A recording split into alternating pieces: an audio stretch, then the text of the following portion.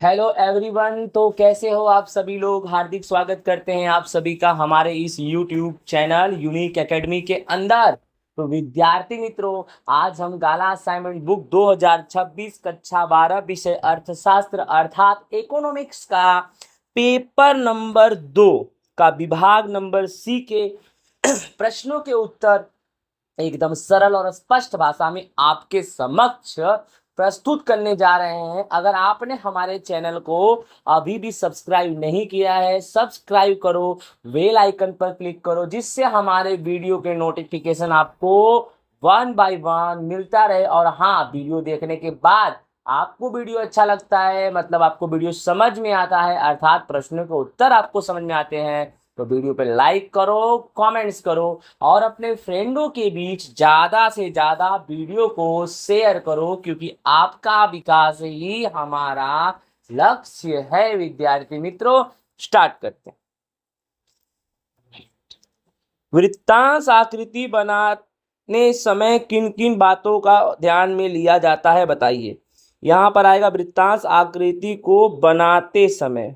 Okay, question क्या है, वृत्तांश आकृति को बनाते समय कौन कौन सी बातों को ध्यान में रखना चाहिए। तो आंसर है पहला, वृत्त का कुल क्षेत्रफल 360 होना चाहिए। ठीक है।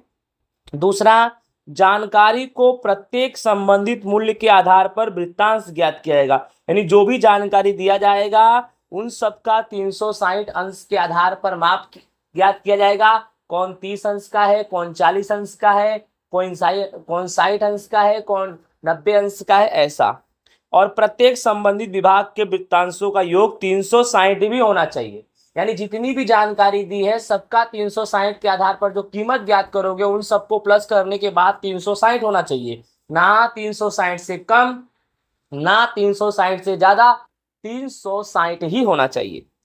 तीसरा, यदि किसी दो समयावधि या दो प्रदेशों के बीच तुलना करने के लिए दो वृत्तांश आकृति पास पास में बनाई जाए तो कुल मूल्य के आधार पर ही वे वृत्त बनाए जाते हैं। छोटे अंक वाली जानकारी के लिए छोटा वृत्त और बड़े अंक वाले जानकारी के लिए बड़ा वृत्त बनाया जाता है। ठीक है, यानी अगर दो प्रकार की समयावधि दिया है, दो प्रदेश दिया है, ऐसे समय पे आप दो वृत्तांश आकृति बनाओगे। राइट,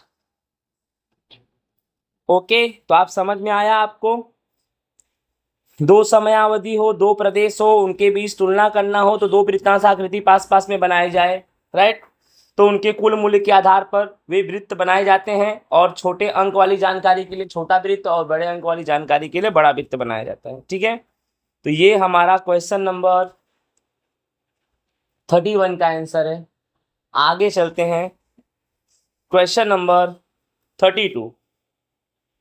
कौन से आलेख को सामयिक श्रेणी के आलेख के रूप में जाना जाता है।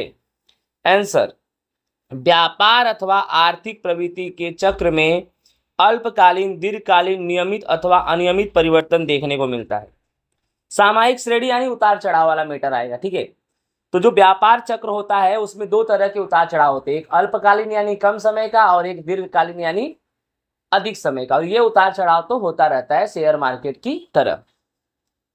सांख्यिकी के साधनों के द्वारा ऐसे तत्वों का रुझान ज्ञात किए जाते हैं, और समय के आधार पर जब ऐसे रुझानों का आलेख बनाया जाता है तो उसे सामयिक श्रेणी का आलेख कहा जाता है। विद्यार्थी, क्लियर हो गया। अर्थात जो नियमित अनियमित परिवर्तन है, अल्पकालीन और दीर्घकालीन उतार चढ़ाव है, इन सभी को सांख्यिकी के साधनों के द्वारा ऐसे तत्वों से रुझान ज्ञात किए जाते हैं, और समय के आधार पर ऐसे रुझानों का एक आलेख बनाया जाता है, और ऐसे ही आलेख सामयिक श्रेणी के आलेख कहे जाते हैं। तो ये हमारा क्वेश्चन नंबर 32 का आंसर है। आगे चलते हम क्वेश्चन नंबर 33 पे। मानव विकास आंक अर्थात क्या, उनके मुख्य घटक की बातें बताओ। आंसर, विकास का अद्यतन निर्देशन मानव विकास आंक है, यानी विकास का जो अद्यतन निर्देशन है वही मानव विकास आंक है। 1990 में संयुक्त राष्ट्र विकास कार्यक्रम UNDP, United Nation Development Programme के द्वारा मानव विकास अहवाल एचडीआर, ह्यूमन डेवलपमेंट रिपोर्ट प्रस्तुत किया गया। राइट, देखते हैं मुख्य कौन कौन सी बातें मानव विकास आंक में आती है? पहला, तीनों स्तर के आधार पर गणना करने पर एचडीआई का महत्तम मूल्य 1 माना जाता है। यानी मानव विकास आंक के 3 घटक है, तीनों स्तर का राइट अध्ययन करने के बाद उनके आधार पर एचडीआई का मूल्य कितना माना गया है? 1। एचडीआई का मूल्य 0 से 1 के बीच होता है, कम से कम 0 और अधिक से अधिक 1, और उसका अंतराल 0 से 1 के बीच।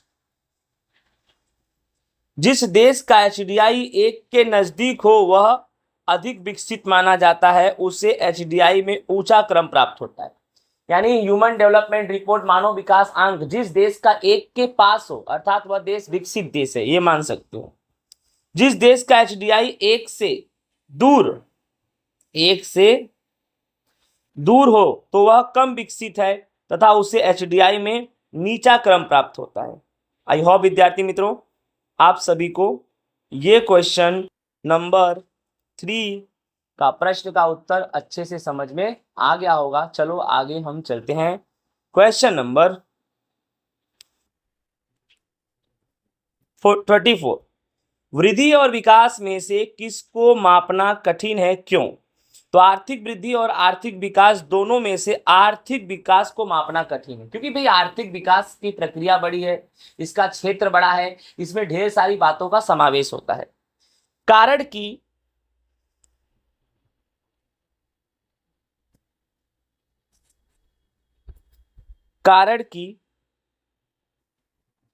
पहला नंबर, आर्थिक विकास में परिणात्मक और गुणात्मक दोनों परिवर्तन होते हैं, इसीलिए इसको मापना थोड़ा कठिन होता है। दूसरा, आर्थिक विकास में सामाजिक परिवर्तन भी होते हैं और सामाजिक परिवर्तन बहुत बड़ा होने से इसका निश्चित माप नहीं दिया जा सकता। बोलो विद्यार्थी मित्रों समझ में आ रहा है कि नहीं आ रहा है? राइट, पहला तो आर्थिक विकास में परिणात्मक गुणात्मक परिवर्तन दोनों होते हैं, और दूसरा आर्थिक विकास में सामाजिक परिवर्तन भी होते हैं, और समाज बहुत बड़ा है तो उनका परिवर्तन बहुत बड़ा होगा। इस आधार पर हम कह सकते हैं कि आर्थिक वृद्धि और आर्थिक विकास में आर्थिक विकास का मापन करना थोड़ा कठिन है। तो क्वेश्चन नंबर 34 आंसर होता है कंप्लीट। विद्यार्थी मित्रों आई होप आप सभी को अच्छे से समझ में आ गया होगा। राइट, चलो हम आगे चलते हैं नेक्स्ट क्वेश्चन नंबर 35 पे। 35, मुद्रा का मूल्य के मापदंड के रूप में कार्य उदाहरण सहित समझाओ। ओके,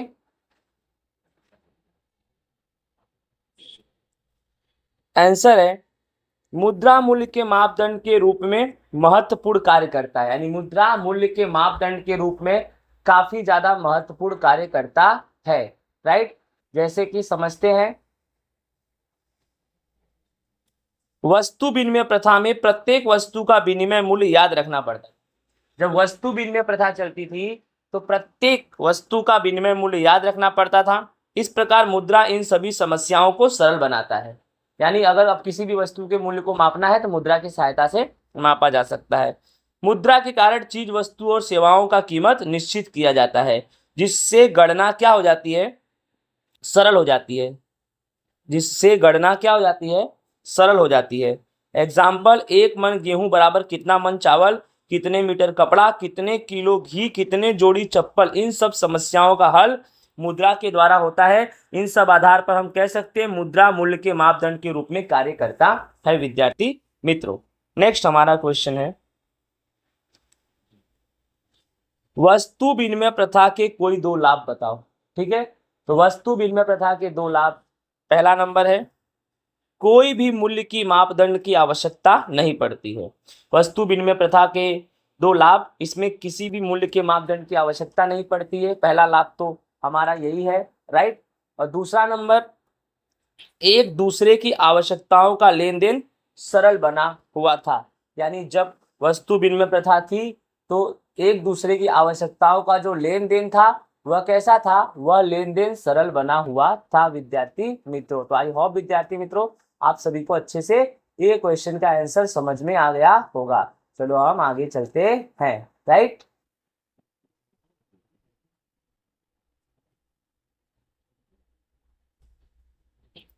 सैंतीसवां नंबर, मौद्रिक नीति को स्थिर लाने के लिए नीति के रूप में जाना जाता है, तो समझाओ। तो आंसर मौद्रिक नीति, तो अर्थशास्त्र के सिद्धांत के अनुसार अर्थतंत्र में मुद्रा की मांग और मुद्रा की मात्रा और संचालन करने की नीति अर्थात मौद्रिक नीति। पहले मौद्रिक नीति की परिभाषा जानो। मौद्रिक नीति किसे कहते हैं पहले जानो। अर्थशास्त्र के सिद्धांत के अनुसार अर्थतंत्र में मुद्रा की मांग, मुद्रा की मात्रा और संचालन करने की नीति अर्थात मौद्रिक नीति। ठीक है, अब मौद्रिक नीति को अर्थतंत्र में स्थिर लाने के लिए स्थिरीकरण की नीति उपयोगी है। स्थिरीकरण की नीति, इस नीति के अनुसार मौद्रिक नीति से संबंधित जैसे कि मौद्रिक अधिकार, मौद्रिक जत्था का प्रमाण, मौद्रिक खर्च इत्यादि का नियमन होता है। इस नीति से सामान्य आर्थिक नीति पूरा होता है। इस नीति की सहायता से देश में आर्थिक विकास की प्रक्रिया को ध्यान में रखा जाता है और साथ ही साथ प्रजा के हित को भी ध्यान में रखा जाता है। इस संपूर्ण नीति का संचालन आरबीआई करता है विद्यार्थी मित्रों। तो इस तरह से ये हमारा क्वेश्चन नंबर 37 होता है पूरा। आई होप आप सभी को अच्छे से समझ में आ गया होगा, राइट। चलो आगे चलते हम क्वेश्चन नंबर 38 पे। ओके,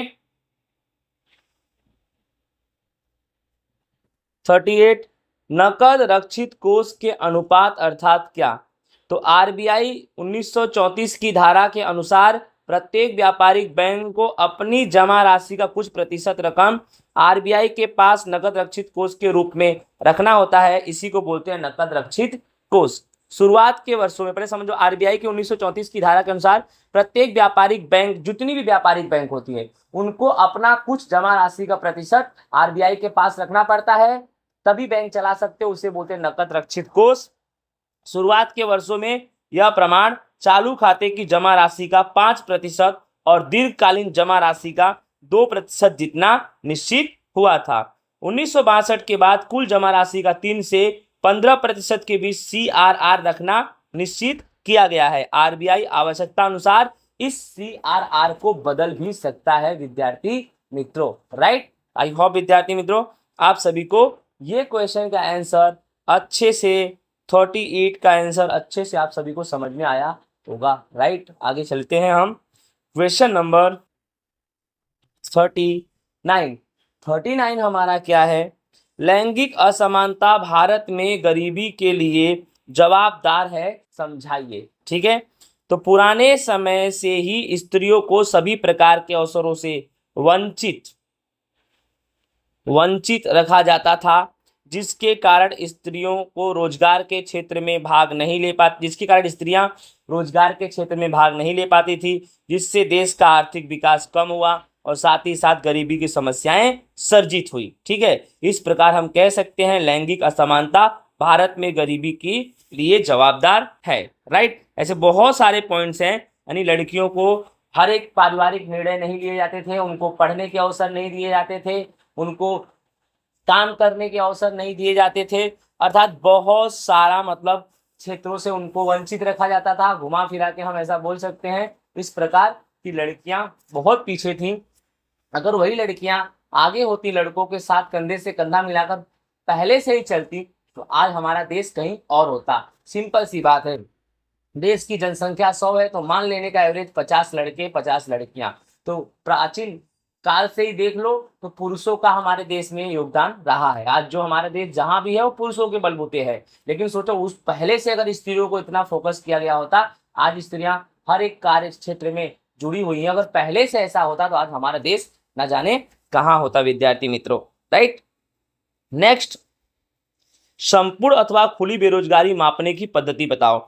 तो अर्थात आंसर, जो व्यक्ति प्रवर्तमान वेतन दर पर कार्य करने की इच्छा शक्ति और तैयारी रखता हो, उसके बावजूद भी उसे काम ना मिले, उसे संपूर्ण बेरोजगार कहते हैं। व्यक्ति ऐसा हो जो काम करने की इच्छा रखता हो, शक्ति रखता हो, योग्यता रखता हो, काम के लिए भटक रहा है, उसे काम चाहिए भाई, फिर भी ना मिले, मतलब वो संपूर्ण बेरोजगार है। ठीक है, मापने की पद्धतियां, रोजगार विनिमय केंद्र पंजीकरण के द्वारा, श्रम आपूर्ति के न्यायाधीश सर्वे के द्वारा और जनगणना के आंकड़ों के द्वारा हम इसे नाप सकते हैं। तो संपूर्ण बेरोजगारी और खुली बेरोजगारी की परिभाषा के साथ साथ उसके मापन की पद्धतियां भी हमने आपको बता दिया विद्यार्थी मित्रों। आई होप आप सभी को समझ में आया होगा। चलो आगे चलते हैं क्वेश्चन नंबर 41 पर।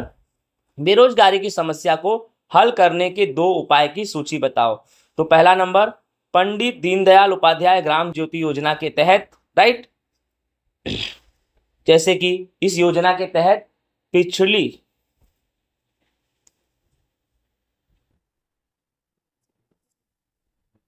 राइट, पिछड़ी ग्रामीण, राइट, विद्युतीकरण योजना, यानी जो गांव में जो गांव पिछड़ा है वहां पर विद्युत की सहायता दी जाएगी, जिससे, राइट ना, उसका मुख्य उद्देश्य ग्रामीण विस्तारों में 24/7 सतत बिजली की सेवा उपलब्ध हो। यानी ये जो पंडित दीनदयाल उपाध्याय ग्राम ज्योति योजना के तहत गांव ऐसे जहां पर बिजली की सुविधा नहीं है, जो गांव पिछड़े हैं, वहां पर 24 घंटे बिजली की सुविधा देगा, जिससे बिजली का उपयोग करके लोग काम धंधा करेंगे और एक प्रकार से देखा जाए तो बेरोजगारी कम होगी, वहां पे लोगों को रोजगार मिलेगा, खुद आत्मनिर्भर बन के वे रोजगार प्राप्त करेंगे। दूसरा, पंडित दीनदयाल उपाध्याय ग्रामीण कौशल योजना। इस योजना की शुरुआत 25 सितंबर 2014 से की गई, जिसका मुख्य उद्देश्य 18 से 35 वर्ष के जो भी युवा हैं उनको रोजगार उपलब्ध कराना है, राइट। 18 से 35 वर्ष तक जितने भी युवा हैं उन सबको रोजगार के अवसर दिलाना है। तो विद्यार्थी मित्रों, आई होप आप सभी को अच्छे से समझ में आ गया होगा ये क्वेश्चन का आंसर, राइट। ये हमारा क्वेश्चन था 41, तो आई होप आप सभी को समझ में आ गया होगा। चलो आगे चलते हैं हम क्वेश्चन नंबर 42 पर, राइट ना। क्वेश्चन 42, भारत में कृषि क्षेत्र की अवगणना बेरोजगारी की समस्या को बढ़ा रही है। यानी भारत में जो कृषि क्षेत्र की अवगणना हो रही है, भारत में जो कृषि क्षेत्र पीछे हो रहा है, वह बेरोजगारी की समस्या को बढ़ा रही है। कैसे?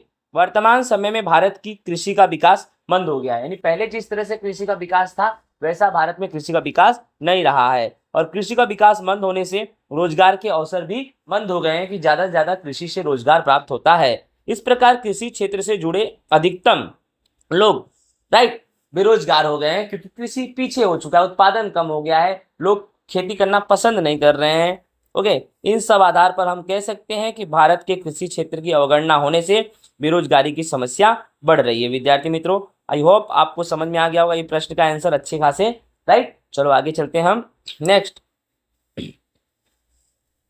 क्वेश्चन नंबर 43, मालिकी के आधार पर उद्योगों के प्रकार बताओ। तो उद्योगों के प्रकार, पहला नंबर सार्वजनिक क्षेत्र का उद्योग, दूसरा नंबर विभागीय उद्योग, तीसरा नंबर सार्वजनिक निकाय निगम, चौथा नंबर संयुक्त पूंजी कंपनी, पांचवा नंबर निजी क्षेत्र का उद्योग, और उसके बाद संयुक्त क्षेत्र का उद्योग, और लास्ट में आएगा सहकारी क्षेत्र का उद्योग। आई होप विद्यार्थी मित्रों आप सभी को अच्छे से समझ में आ गया होगा। चलो आगे चलते हैं हम क्वेश्चन 44 पर, स्थानांतरण के सामाजिक कारण समझाओ। तो सामाजिक कारण में सबसे पहला विवाह है।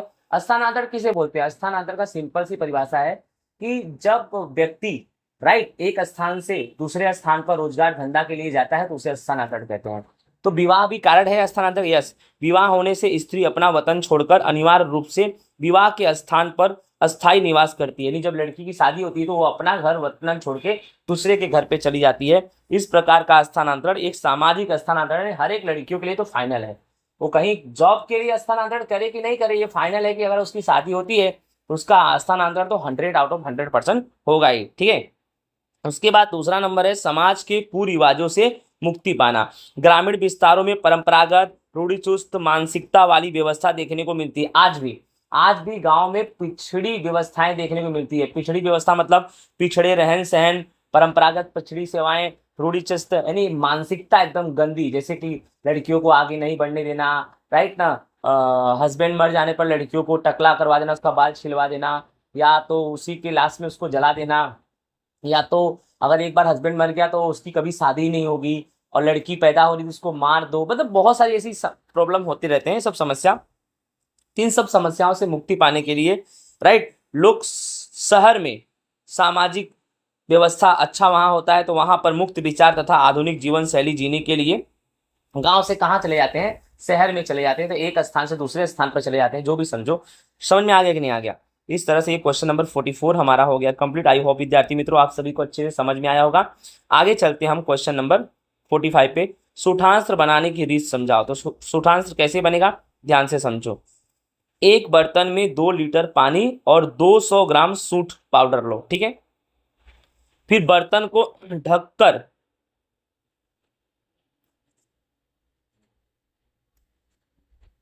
बर्तन को ढककर रखो और उसका मिश्रण जब तक आधा ना हो तब तक उसे हिलाओ, तब तक उसे मिलाओ।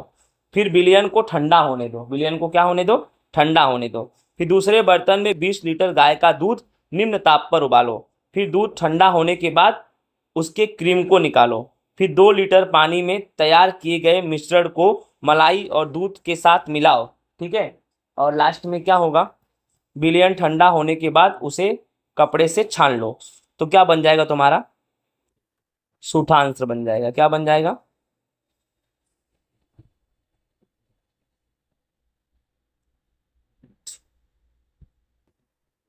तो ये हमारा 45 का आंसर हो गया। आई होप आप सभी को अच्छे समझ में आ गया होगा। चलो आगे चलते हैं।